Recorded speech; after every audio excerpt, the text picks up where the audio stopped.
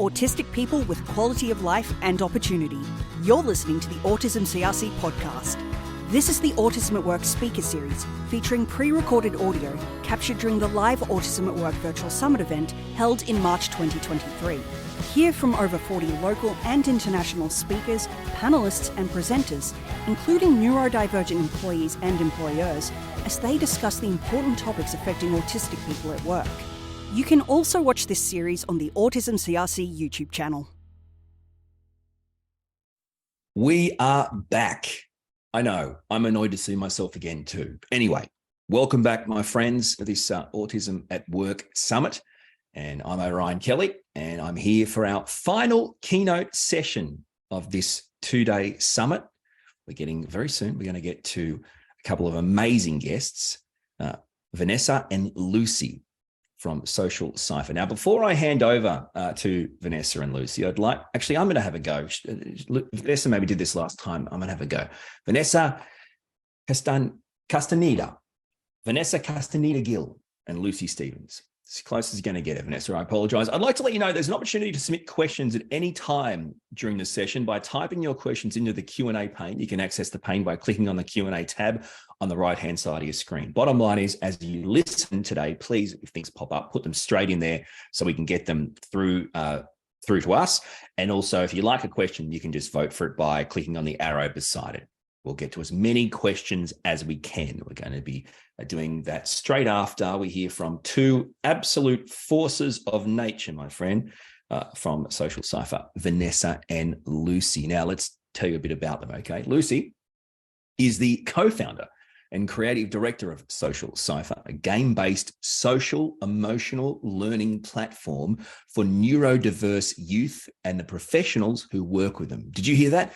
Now, this is phenomenal, okay? She uses her artistic talent to help develop the look and feel of Social Cipher's games and other visual materials. Additionally, as one of the founding members of the company, she helps to conceptualize the company and product as it stands today. Lucy and her team have earned recognition as Forbes 30 Under 30s, AT&T Aspire Fellows, Facebook Global Gaming Citizens, and most recently, how about this, Lego Play for All Accelerator Fellows. Wow. Vanessa's mission is to bring her passions for art and stories together to help people. Vanessa works with a remarkable team at Social Cipher, develop story-driven video games to give neurodivergent youth a safe space, accessible, empowering. Let me start that again. A safe, accessible, empowering space to apply and understand social, emotional skills. Constantly curious, Vanessa is a believer in the power of play. All right, my friends, here we go. Lucy and Vanessa. Welcome, Vanessa. Hello. And you also you got the Castañeda right. So I'm so happy to hear that, Vanessa. Awesome. Well, we're super excited to be here, and I'm going to share the screen and Lucy can start us off with introing us. Yeah, thanks, Orion. Great. Well, hello, everyone. Thanks so much for tuning in.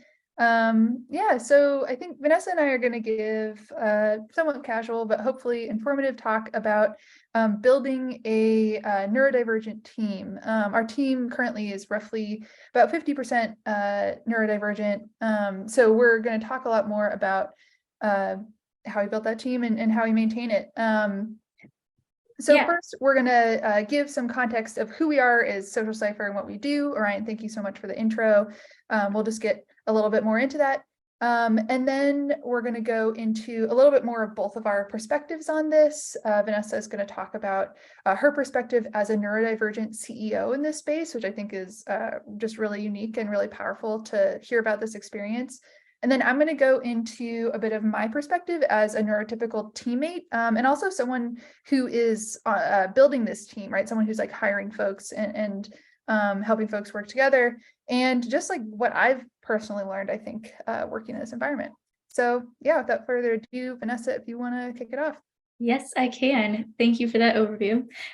So to give a little breakdown of what our company does, as Orion said a little bit in the intro, we are a proudly neurodiverse team of experts that builds social emotional learning games for neurodivergent youth. We also create software that helps teachers and counselors build relationships with their students and track their progress. our game series is called Ava. That's the little pink-haired space girl you see in the picture here. She's our autistic protagonist and serves as a representation for neurodiverse youth everywhere. Overall, the reason our venture exists is to help neurodiverse youth advocate for themselves, embrace their identity, and find belonging. And that brings me to why I started this venture. So this is me when I was 14. At that age, I was diagnosed with autism and ADHD, and especially during that time, I had a really hard time with stereotypes. So for me, the only representation that was really available was typically like boys on TV who were cold and calculating and robotic, had no ability to connect with people. And as many of us know, that is not true, but that was the stereotype that I had. So I felt like I had to conform to that mold. I cut off emotional connection with people. And as you would predict, I suffered from a lot of issues with depression, anxiety, and low self-esteem. And I hid my diagnosis out of shame for over 6 years up till age 21. And the ways that I ended up kind of getting over that were through finding community and finding my passions. So really finding people that accepted and loved me for who I was, and also falling in love with the music and movies and games that I related to, and becoming a neuroscience researcher. All of those experiences helped me come into myself and start this venture. But one thing that I found when I started this company was that navigating the business world was going to become an extension of this journey that I had growing up. It was going to be another fight against stereotypes in a system that wasn't built for people like me who are neurodivergent. So in my section, I'm going to share what I've learned from rebelling against what a typical successful founder is expected to be. And I hope that you'll go away with this, adopting some ways to rebel yourselves a little bit and make the business world a better one for neurodivergent professionals. So when we think of a successful founder, I intentionally used kind of silly stock photos here, but you're thinking of a guy in a business suit or someone wearing a hoodie who has all the answers, and someone who has these 3 qualities that I have highlighted here. So maybe someone that subscribes to hustle culture, which I will explain soon, who works the room, talks to everyone, knows everything, and of course is self-made in terms of their riches and their ability. I knew myself that those things would not work for me, and that I wasn't going to fit into this mold as a woman, as a Latina, and as a neurodivergent person. So through the years, my team and I worked to turn each of these qualities upside down and redefine them on their own, more inclusive terms for us. So that's what I'm going to do. So in terms of the first quality, hustle culture. For those that aren't familiar, hustle culture is an especially American kind of way of working. And it's this belief that in order to accomplish worthy achievements, you should sacrifice your own self-care and rest, put all of your attention into achieving your goals, and just hustle until you get there, no sleep, no rest. And I actually tried to cling to this when I was younger, because I felt that it would be the best way to prove that I belonged.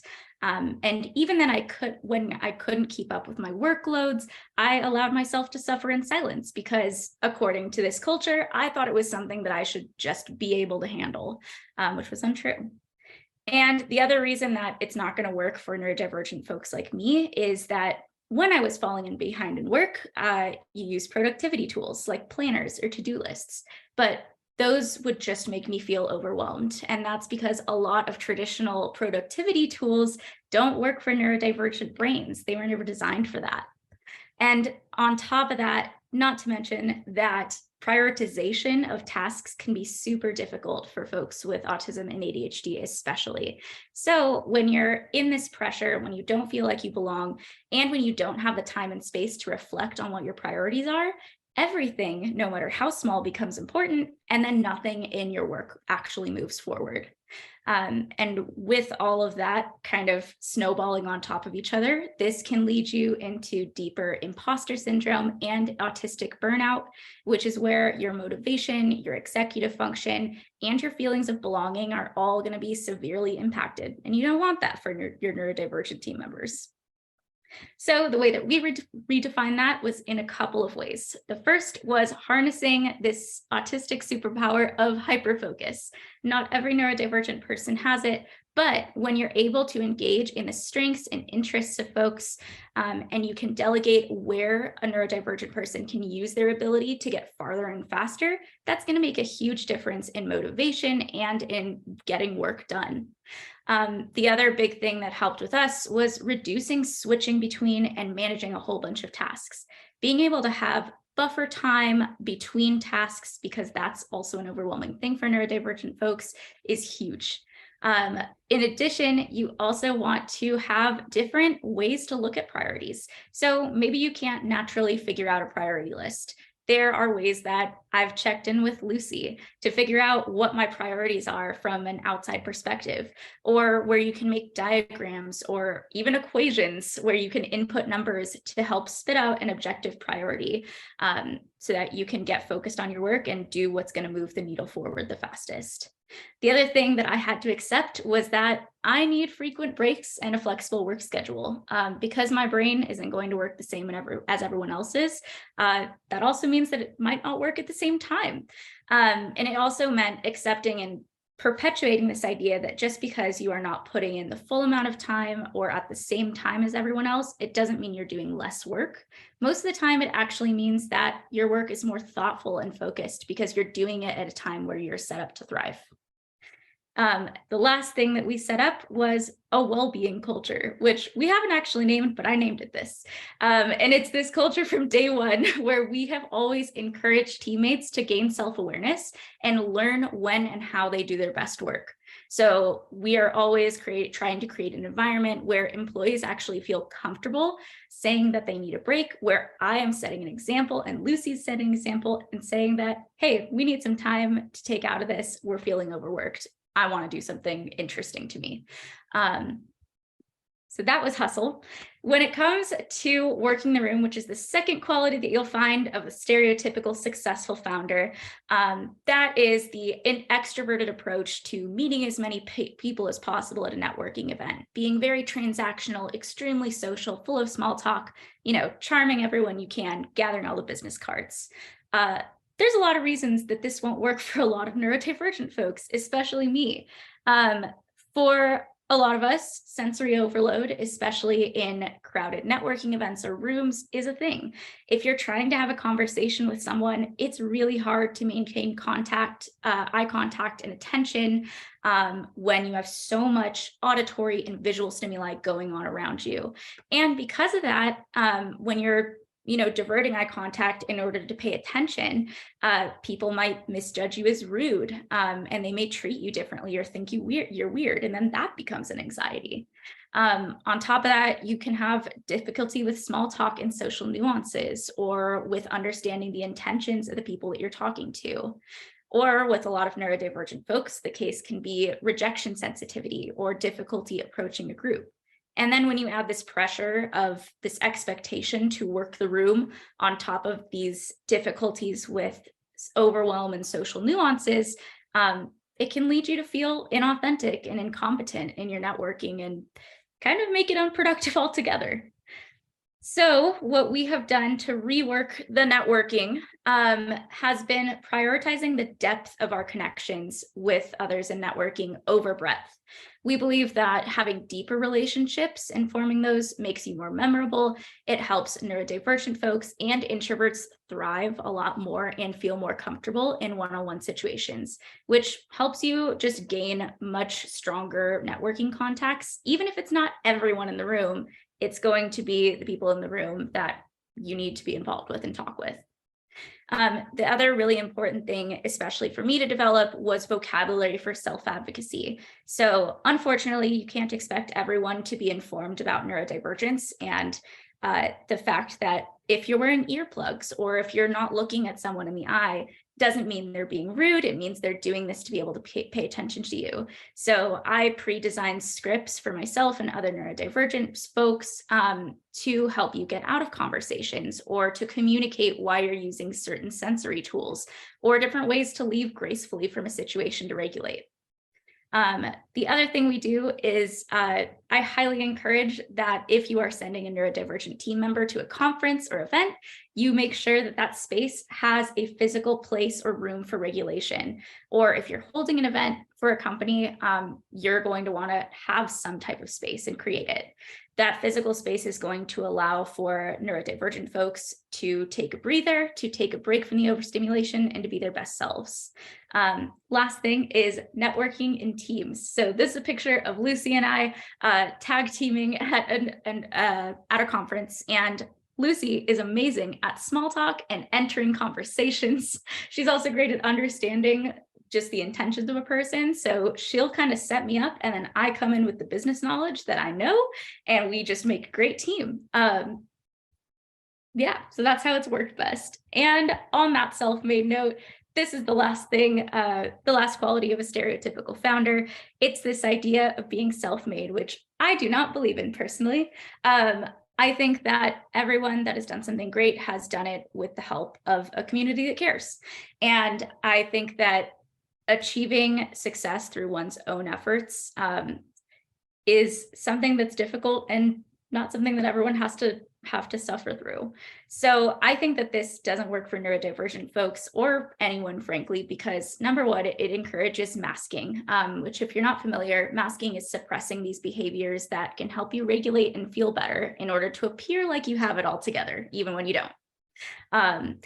You can also be overwhelmed and pressured by the idea of having all the answers and the responsibility and the lack of emotional support. Not to mention the fact that if you're going to lack different viewpoints, different options, and a creativity that a team would provide you. So we have turned self-made into community-made, and we find that a lot more glamorous and glorious. And the reason why is because we have a diverse set of viewpoints and perspectives, which means that we can bring all our life experiences, our coping mechanisms, and our practices to the table to create a team that is much more inclusive and creative. We can be vulnerable with each other when there are tasks that we can't handle, that we're not going to be good at, and we've made it okay to be able to delegate those tasks to others and say you have too much. We're also very open to experimentation and really make sure that when we're hiring folks that they're open to non-traditional policies, like with our developer here who is wearing a plushie on his head.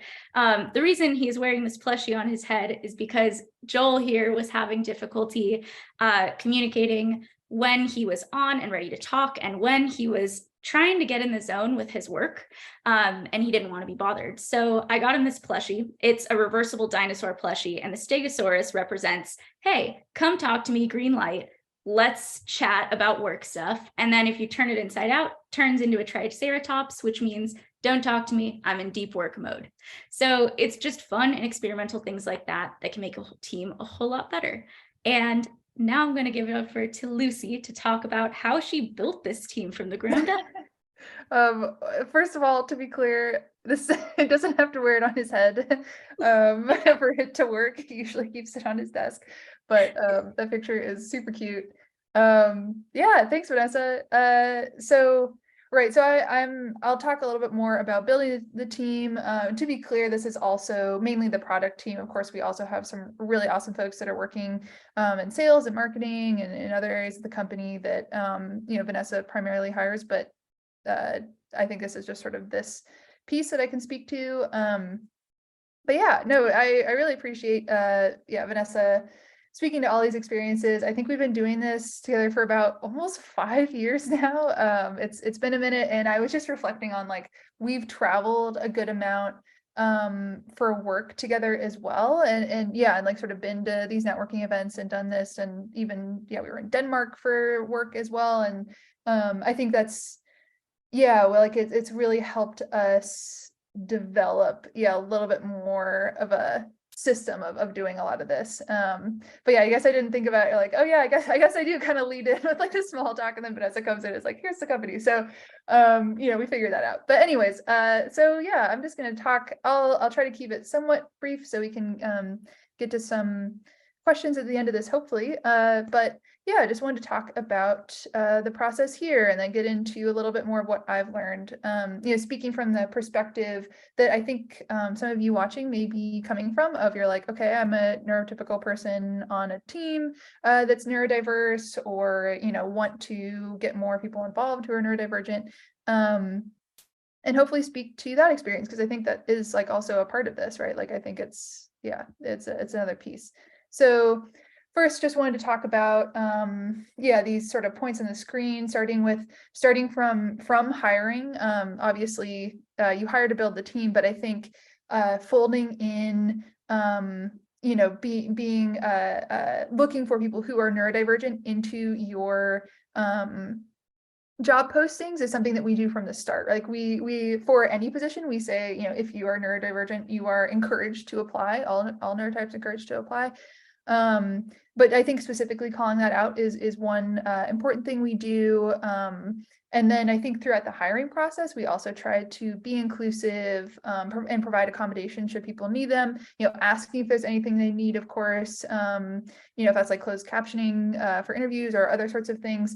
But one thing that we started doing actually, because one of our SEL consultants brought it up, was after the interview, emailing a list of the questions to the interviewee just to see if there's anything that comes up when you're not speaking face to face. And that we found that that's something that's actually really useful. Being like, hey, there's no pressure here. There's no more answers you need to give, but if this would work better for you and something comes up later, please feel free. So those sorts of, I think, things have been helpful. We also, I think, create an environment where people are like, they do not have to disclose. No one ever has to disclose, but being like, hey, if you are neurodivergent and that's like a reason why you're interested in working for the company, or have this connection, this passion, like giving people a place to talk about that, I think has been really successful in helping us build our team. So I think it starts with hiring, and then moving on to once you have folks on your team, I think communicating about supports has been just a really big thing. Checking in, seeing how people are kind of functioning in the workplace, what they need. It is a challenge, right? Like I think that Vanessa, you sort of spoke to this earlier. I think we've been really lucky to have a lot of team members that are very like on it with their own needs, like recognizing like, hey, this is where I need more support. One example of something that we have done is again with one of our SEL consultants. He's a psychologist as his day job, right? Like this, so he's dipping into working and consulting for us. We have a bunch of projects for him. He's working on a multitude of different things. And so to help with that, we actually work with him to design like a checklist that is just for him, that we update, and so that he can go to one place and see all of his tasks very clearly. And he's not as familiar with like, I think, some of the other software we use. So it's just like easiest for him to have this checklist.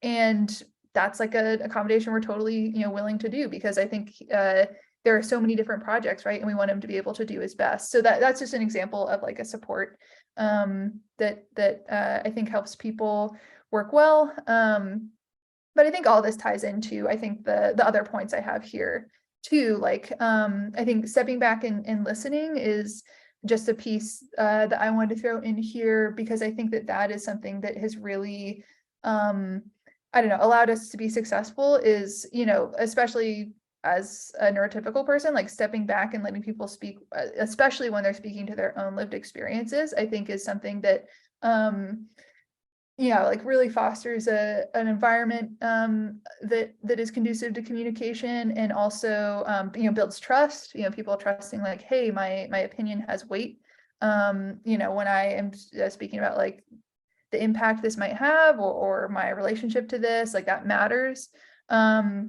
I think that's something that we really try to put stock in, and let people speak to their own experiences. And that actually has just been such a huge benefit for us, because there are so many little sort of like anecdotes or experiences or things that come up while we're developing the product that are just like fantastic insights that I think otherwise we wouldn't have understood or been able to incorporate into our games, into our products. That I think, part of it comes, I think, from being comfortable, being like, hey, I can tell this story, or I can talk about this thing, right? And people will take it seriously.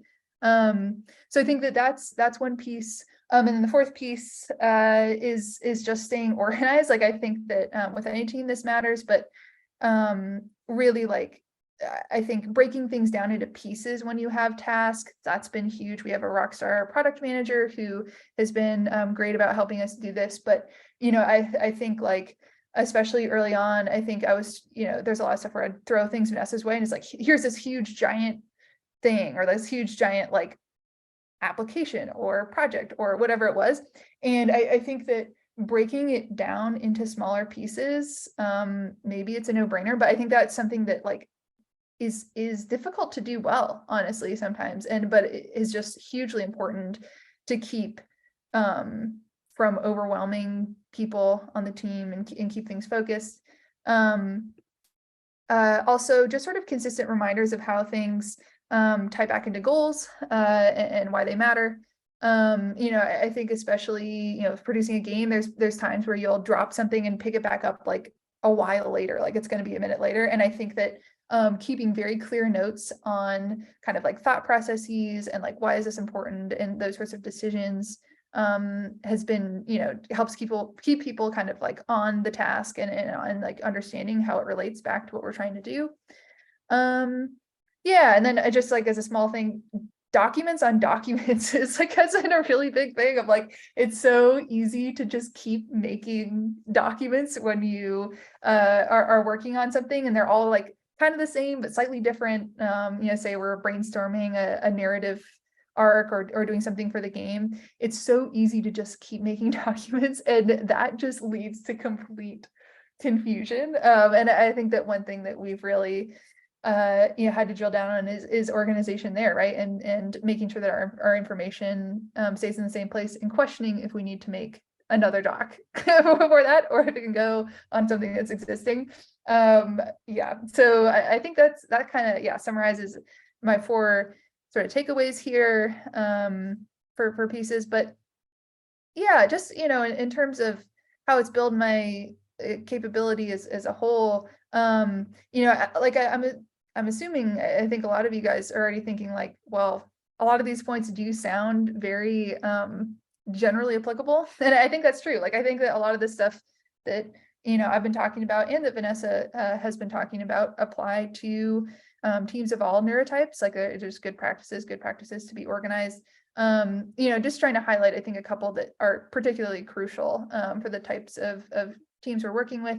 So it just felt like a great push towards clarity. I think as someone who's trying to run this company and run this team, it's like, okay, yeah, we do really need to be on top of this, because things will get really scattered otherwise. So I think that's been one takeaway. And I think, to speak to a point Vanessa made earlier, just sort of about the culture, I think it's been great about figuring out how to prioritize what needs to be done, even in terms of people, and like even in terms of like when someone is really struggling, or is sick, or something's going on, or doctor appointments, or sorts of things, like really being understanding and prioritizing, like, okay, like, we need this to be done, but let's look at how we could change the schedule to adapt to this. And I think that the other piece that has really been amazing that's fed back around to is actually to me as a leader, and feeling like the team has compassion for me as a leader, like understanding if something was forgotten, or like, oh, something got lost in the shuffle, okay, let's bring it back, or priorities like slightly shifting, or things like that. Like, I have been truly, like, I've been really amazed by like people's, I think, compassion as we're, Vanessa and I are trying to like steer this company, and have felt very fortunate to have that sort of like level of compassion throughout the team that goes the reverse way too. It's like kind of mutual. So I think that's been fantastic. And again, just having people be able to share their perspectives. Like I've said, there's like a multitude of ways that's been amazing. And I think having, neurodivergent adults, especially, like, we do talk to and interview neurodivergent youth, and that their perspective is hugely important, and they're, you know, very articulate about their experiences. But I think having neurodivergent adults who have, especially with what we're making, right, we're targeting middle school age students, we're talking to adults and like working with adults who have been through the system, who have been through therapy, who like, you know, sort of understand these things, I think has been super insightful. With the other side of like, I think people talking about their experiences, you know, is part of it, but also letting people talk about their special interests and what they're into has been like a really, really fantastic thing that one, you know, has brought that trust to the team, you know, and that, or like kind of fostered that. But then also like I've learned about some really incredible, really interesting stuff that I never thought I would, because, you know, so many people on our team are experts. It's really amazing topics. Like, you know, it's like every other week, Vanessa's bringing me something like really interesting that she's gotten super into. When I'm not bringing her something I've gotten really interested in. So anyways, I think that just the wrap up there is, you know, being neurodiverse makes your team so much stronger. And yeah, I think that's hopefully the bottom line takeaway that people walk away from this with. So yeah, thank you so much. That's my final point there. Hey, thanks, Lucy. That was fantastic. And you know, Vanessa, we've spoken in the past, and I know that, you know, you have a real passion for supporting, you know, younger people, and I can only assume that it's driven by your own personal experiences growing up. Is that fair enough to say that you know your childhood, your experiences growing up have really shaped you into what your whole focus or mission is today? Oh yeah, most definitely. And I think those experiences are continuing. I am like an ever-changing person, and I think that the more I learn throughout my growth journey as an autistic person, just who I am and what I need from the world to feel safe and thrive, the more I can deliver that to young people as they grow up in this world. So, yep. And yeah, one of the reasons why I brought that up is because, as you can imagine, we have, you know, as a rule, adults watching this, and I can tell you from being here yesterday and today, looking at the comments, there's a lot of people that are commenting that these aren't questions; they're just commenting. They're parents of autistic kids, and I'm a parent of an autistic kid, and you know, like the majority of us, we're worried. We're worried about our kids when they grow up and they enter the real world, and a lot of them have talked about, you know, maybe some have autistic kids who are non-speaking, maybe some don't, and there's no one that's the same. And what really stood out to me was, you know, every one of these kids needs their own Lucy. You know what I'm saying? Is that a fair enough thing to say? Honestly, yes. Oh, that's we are friends. See, I guess what I'm saying is, and Vanessa talked about, you know, redefining hustle and networking. I guess what I'm saying is, and we'll get to some questions in the Q&A pane if people can start putting there. But this is actually really important because, you know, let's say you're an adult and you're here for, you know, for the working content over the last few days, but you're also a parent, potentially an autistic child. You're going to think of things, and I can tell you, I'm an autistic guy. I never networked in my life. I don't know how to do it. And I've worked in media, in radio and TV, and I'm the most horrific networker, and it's cost me opportunities because I didn't have a Lucy. I didn't have someone there to support me. And I know, it's uncomfortable to hear, Lucy, and it's making you feel a bit giggly. But, you know, you have to understand that, as Vanessa rightly pointed out, to network in a team or in a duo or, you know, with others, the support of others, this is just another manifestation of an autistic person having daily support needs. That's what we have. We have daily support needs. And the idea is, I'm worried about my kid, you know, when they enter the real world. And I guess I'm bringing it up. It's because, you know, cultivating relationships with others, like-minded relationships, and then understanding that, you know, here's Vanessa, who is, you know, cultivating relationships, working with other people like yourself, and is achieving things that potentially herself, her family, or strangers as a child may have, if we said what you've achieved, may have said, right, yeah, sure, you know. And that's the, you know, I guess the challenge that a lot of the parents see their kids having. But I think in talking about the networking challenges and redefining hustle, I think you guys have brought up entirely appropriate points, which is that not only is it a team effort, but we have to shift our mindset and understand that the daily support needs you don't grow out of, and cultivating these is super beneficial. Do you guys agree?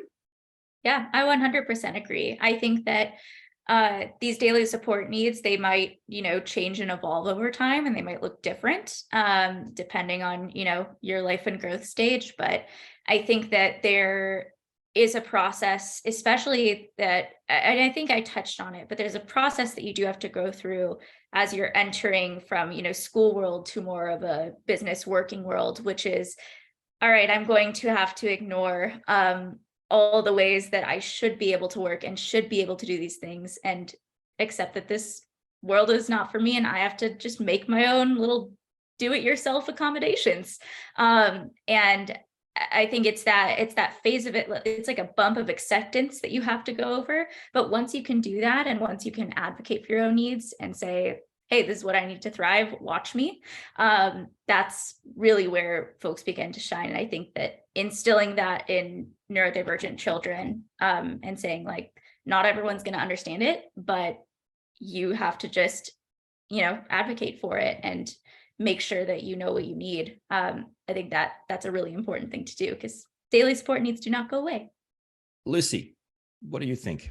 Yeah, I agree. And I think it's a continuous process. And I feel like part of it is a balance between like external checking in and Vanessa being like, this is what's going on. Because I think that one thing, again, like last spring, we had back to back travel networking events. And so I feel like by the end of it, I was like, okay, I think I got the pattern down of again, this, I know that we're talking about sort of a specific scenario, but I think I've, started to kind of spread outside that too, and in other kind of situations of like, just checking in occasionally, kind of being like, hey, like I'm kind of like keeping an eye on like, okay, this is kind of an intense, scenario, or like a bunch of stuff just happened. And like, and kind of just having a thing in my head of like, hey, like, how's Vanessa doing? And like trying to reach out and like ask, just, it doesn't need to be a big thing, just like an aside. And then I think a balance too of then like Vanessa being like, okay, this is feeling a certain way to me. I'm ready to go. So I think both sides have to happen. Cause like, I think there are times too, Vanessa, honestly, where it's been like, I think I've like sensed, like, I'm sensing that you're kind of getting overwhelmed and you might not even be there yourself, where you're like, I'm just checking ahead. Like, I think that's part of it, is like also, again, like, respecting autonomy and respecting that you know and understand yourself, but then sometimes occasionally just like checking in and being like, I'm getting some vibes. How are things going? And I think having that balance of both sides. Dream team, Vanessa. I mean, every autistic person longs for a person that understands them like this, right? And this is what you talked about. You don't achieve things by yourself, and you need these people around you. Maybe that's what people need to hear today. The importance of neurodiversity in life and in employment and in work is important in many levels, not just about productivity and, all the different outcomes, but also it's important to actually to provide everyone the opportunity to thrive and to shine. It seems like it works both ways. Is that fair enough to say? I would say so. I think that I think Lucy has just been able to sort of make space for me, both like emotional space and like physical space. If you had not noticed in the pictures, she is much taller than me. So sometimes she physically makes the way for me. But she's really made that space for me to be able to conserve my energy in a way that I can thrive and I can do what I'm best at. And I think I've been able to learn a lot from her in the ways that she supports me, to be able to check in with her and figure out, where each of our strengths and weaknesses are. So I think it just benefits everyone, whether you're neurodivergent or not. Can I share with you guys some comments? Sorry, Lucy, did you want to say something? You go first. That was just it helps everybody. Like, I mean, to be clear, like, I think Vanessa is also, I get stressed and overwhelmed too, right? And I think it goes 100% both ways. So just to be very clear on that as well. Oh, absolutely. I mean, you're not a superhero. That's the thing too. Like the people that support us, the people that we click with, we have to understand we're both still human. I totally get that. I totally get, though I do insist my wife remains a superhero. So she has to. That's contractually obliged. A few comments now. OMG, you guys are fantastic and inspirational. Thank you so much for sharing your journey. These are comments that are coming through on the Q&A pane. Presumably they're confused what Q&A means. Not a question. Again, confused what Q&A means. The dinosaur plushie is an example of the type of accommodation supports that neurodivergent people can come up with to manage their workplace needs when management employers are open to really working together with their ND staff. Another observation. So this is not going well for the Q&A pane. I often find the communication style is clear. I suspect it's a combo of hyperfocus and also the way a neurodivergent person needs to understand themselves. So again, they're saying that it seems like another superpower to be explored, the communication style of neurodivergent people. And the final comment, again, not a question, yet here it is in the Q&A pane. But as an autistic uni student, this gives me such hope for the future job world for neurodivergent individuals. So there's just some comments coming through, guys. Yay. Oh, those are incredible. This one has just appeared. This fits right under the de Bono 6 hat theory of teams. I have no idea what that means. It is not specific for non-NT people. It is a characteristic of good teams, good leaders, recognizing each person's skills and optimizing productivity. Under de Bono theory, everyone has diversity. I guess that's a comment, guys, is it? I'm not too sure. And Lucy, how to stay organized in building a neurodiverse team? Fantastic question. I'll let you know when I know. It's, I think, I feel like, leaving back, limiting the number of docs, or number of sort of places where information can be found, has been a huge one. I think that even just like we've reorganized our drive and try to keep these things, but even with that, I think that there is a certain amount of just like a gaping hole of info that people get overwhelmed by and intimidated by. So I think that just as one thing we've done, we made like a table of contents document that has relevant docs and any sort of info in there that we just keep pinned to relevant channels, so that in our Slack, so that we can people can look and find relevant information. Also, this is maybe getting into the nitty-gritty, but maybe this is what the question was asking, like having sort of spreadsheets where we can have different people check off that they have reviewed documents and gotten things to a certain stage, so that they can make sure that they're very clear on this is my next step, this is my next thing. Those are just a couple of ideas. Yeah, cool. Vanessa, people want to check you out and your work, people watching. What's the best way to check you guys out? Yeah. So you can find us at socialciphergame.com. The cipher is with an I. And you can actually, sign up for a free account to check out some of the resources for our games. There will be some kind of special offer thing going on for Autism Acceptance Month in April, so you'll want to be following our social media for that. We're mostly on Instagram and Facebook and Twitter at Social Cipher, and that's where you can find us. And this has been amazing. Have you enjoyed it, guys? Yes. Yeah. Wow. This is great. Well, Lucy and Vanessa, I appreciate your time, your insights, your hard work. Thank you so much. And I guess I'll see you in 2 years, Vanessa. All righty. Okay. Thanks, guys. Thank you so much. Yeah. See you later. Bye. Thank you, Vanessa. Thank you, Lucy. That brings us to the end of this session. Before we head off, we'd appreciate your feedback. You can take a minute to complete the session feedback form. You can access that via the tab on the right. We're going to have a short break now. It's basically like a morning tea, I guess. Go and grab yourself something to eat or drink, have a bit of a break. And I believe our next session starts in 15 minutes, 11:15. It's a workshop on how to start an Autism at Work program. Okay, great. So that workshop is coming up at 11:15, I believe. If I'm wrong, forward all complaints to Andrew Eddy at Untapped. To get there, please just click back to the home page or the agenda page. You'll see the session listed there as starting soon. When you click on it, it'll take you the link to the session and you'll be ready to rock. We'll see you in a bit of time after a morning tea break. Thanks once again. The 2023 Autism at Work Virtual Summit was proudly sponsored by DXC Technologies, GHD Engineering, La Trobe University, Untapped Group, ANZ, and SAP. Autism CRC is the independent national source of evidence for best practice. For more information on Autism CRC or the Autism at Work Virtual Summit, head to our website autismcrc.com.au.